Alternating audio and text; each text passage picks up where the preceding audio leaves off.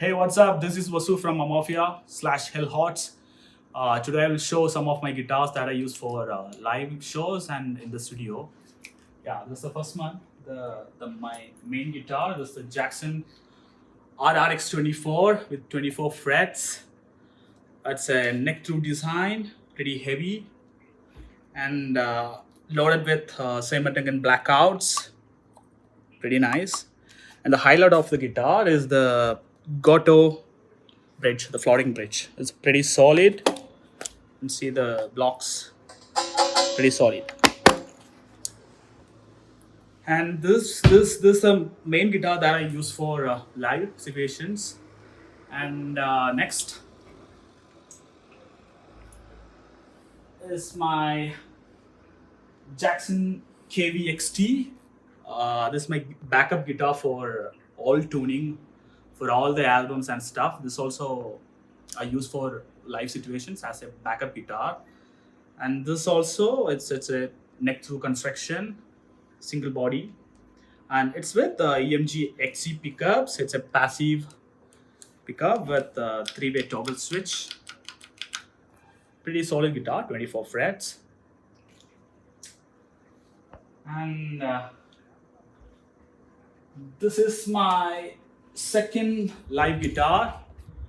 This is Jackson X Series DK3 XT, and this is DK, and yeah, it's the bolt-on thing. It's a pretty nice, smooth neck, slim neck. It's pretty good for soloing and stuff. Very fast neck, and it's loaded with Floydor Special, and it got one EMG 81, and it's not working, and just volume at the top.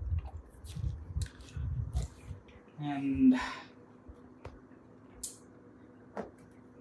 this is my Jackson, one of my all ones, JS32 with some mods.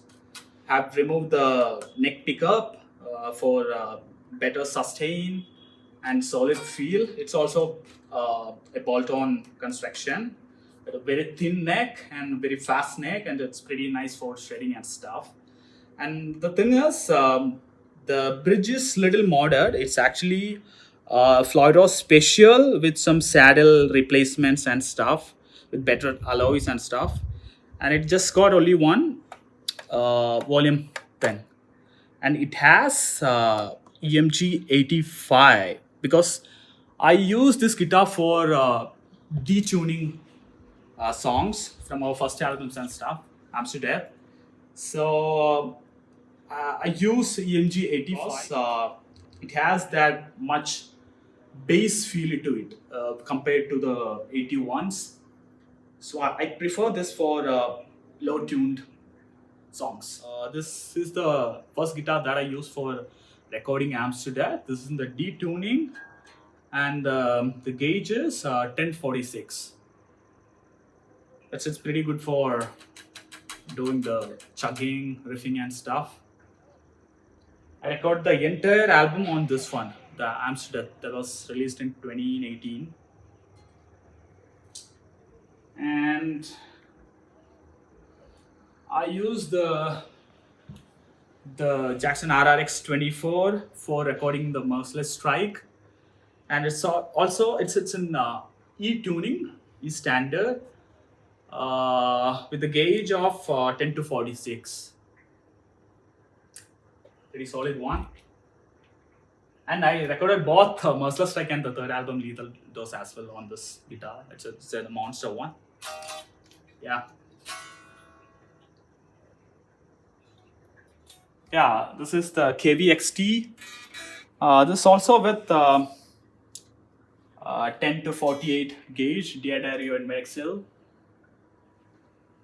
And the DKX3.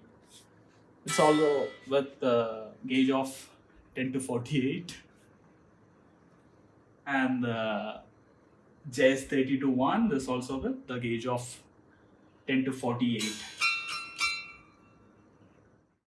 Bass that I use for doing live shows with Kryptos and Empyrean. This is a Marcus Miller P7, and it's a 4-string active passive PJ bass. It's pretty versatile, and it's loaded with Diadario NYXL strings. And with Cryptos, I use the passive mode, and to get that proper traditional heavy metal sound with the active EQ. And with Empyrean, I use the active mode for that, getting that really punchy, slappy sound. Now I will explain about my live setup, the thing that I use for my live shows and stuff. This is called Emperor 2 Storm. I've been using this for almost 2 years now. It's a mini monster, pocket monster. So I will tell you about the signal chain. This is the Shure wireless. It's GLXT 16 that I use. This is a wireless system. It's like a tank made of metal, and the input will go to the guitar, and it will go to the receiver, and from this will go to the input of the hot on, the left mono input. And for output, I use a stereo setup. So in the left channel, I'm using the simulation of Mesa Boogie dual rectifier for that thrashy, heavy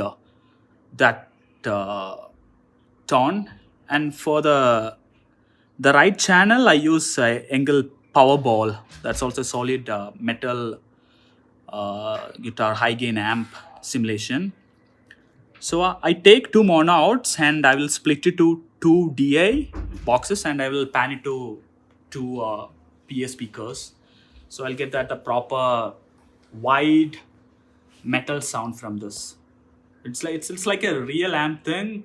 It has got the crunch of a real amp, that air pushing sound, that it simulates everything. This monster. Yeah, that's pretty much about my guitars and rig and setup. I have one more guitar that I used to use on live situations. That's one Epiphone Explorer made in US in 1984. Pretty old one. It's unfortunately it's not here now. Yeah, and yeah, that's pretty much about the rig right now. And yeah, thanks for watching. Stay tuned.